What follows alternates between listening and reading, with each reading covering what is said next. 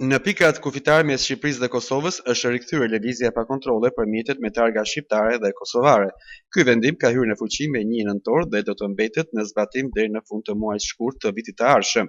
Gjatë kësaj periudhe, kontrollet e kufitare do të aplikohen vetëm për mjetet me targa të huaja, por me një procedurë të përshpejtuar për të shmangur rrallet dhe pritjet e gjata në pikat e përbashkëta, veçanërisht në Morin dhe Vërmicë.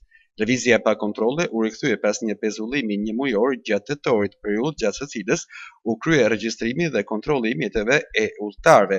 Edhe në atë periudhë, në fundjavë dhe gjatë festave zyrtare, nuk janë aplikuar kontrolle për qytetarët dhe automjetet me targa të Shqipërisë dhe Kosovës.